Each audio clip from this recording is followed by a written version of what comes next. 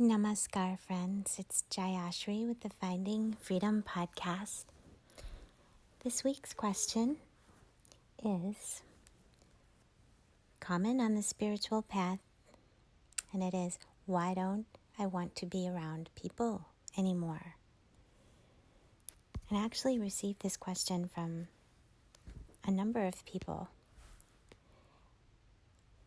So where I would want to begin with this is to say that it's quite natural to go through this phase. And there are several aspects to this.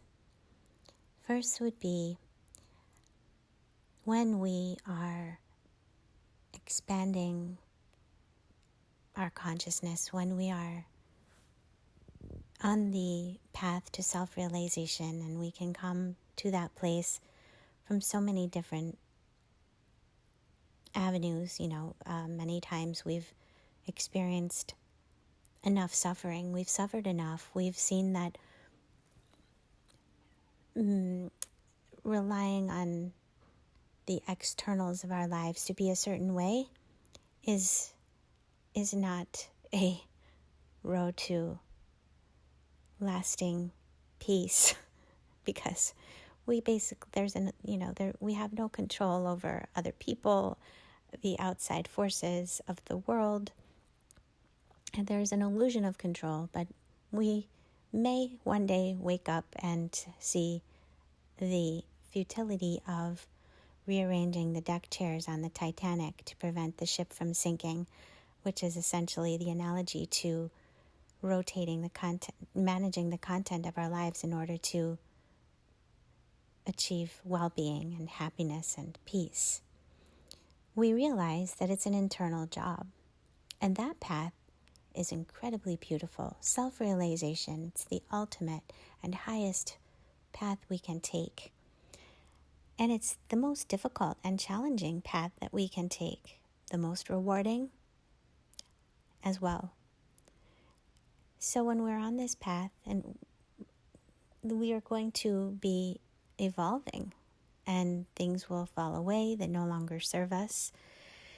We will begin relating to the world in a different way. As we see it clearly, we will relate to it differently. And then relationships are part of that.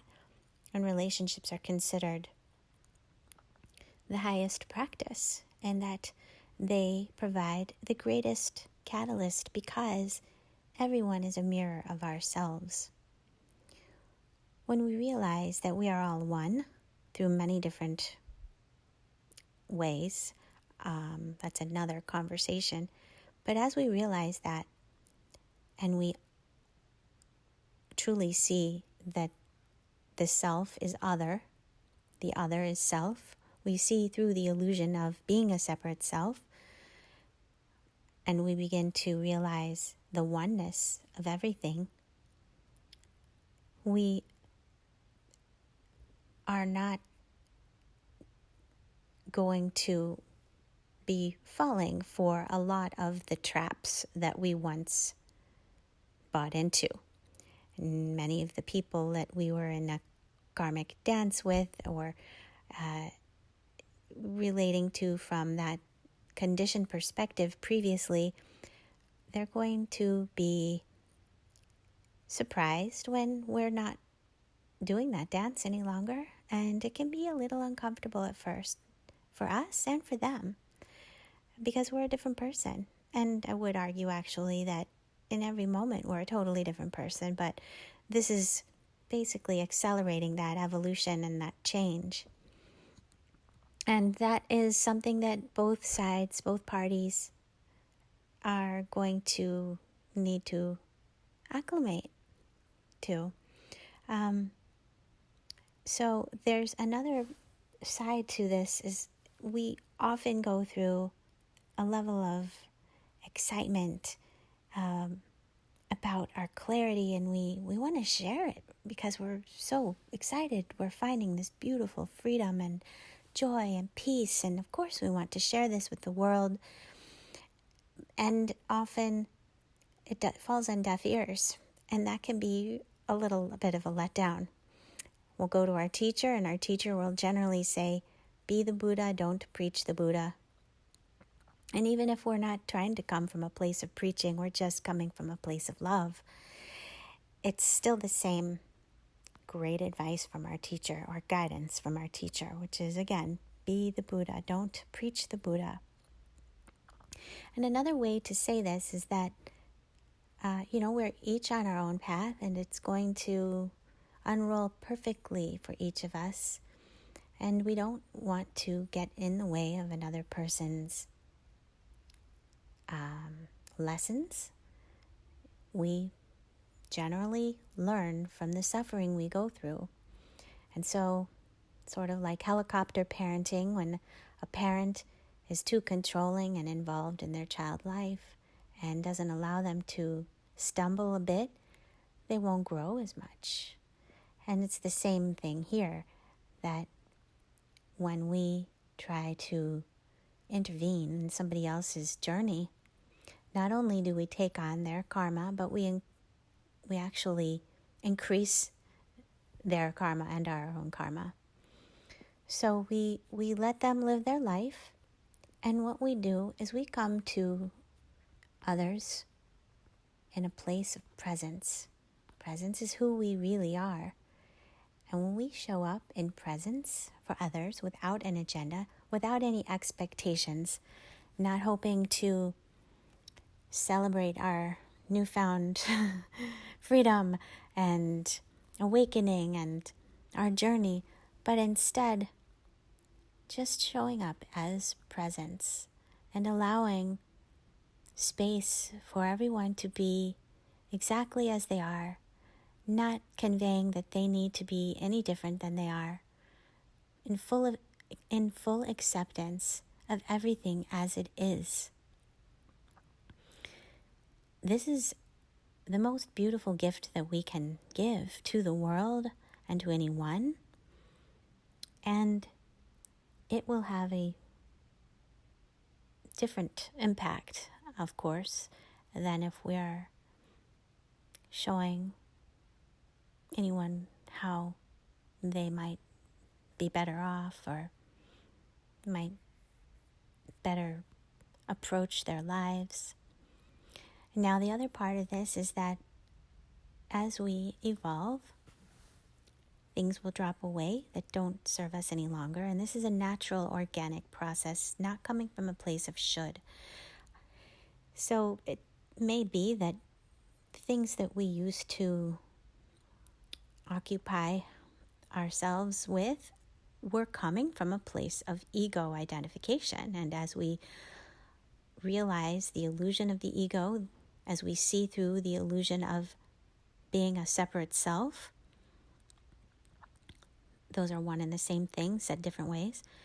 As we realize this, we naturally stop doing that which came from ego, which was motivated by ego. So perhaps many of the people that we once knew were involved in activities we're no longer interested in, or things like that. And so this is okay if we're no longer interested in those activities and we don't see the people affiliated with those activities. That's okay. We don't need to feel bad about ourselves or them, or we just realize that it's not part of our current journey. So yeah, that's how I would address why don't I want to be around people anymore. There's no should about we should be around people or we shouldn't be. We're just in flow. We're letting life live us. As we wake up, we realize that the only free will is surrender. And so our life is going to look different, and that's okay. We may meet new people. We may find ourselves in solitude more often, or we may find that we are still around many of the same people, but we relate to them differently. Maybe we're just coming from a place of presence and therefore silence. And that will be much appreciated.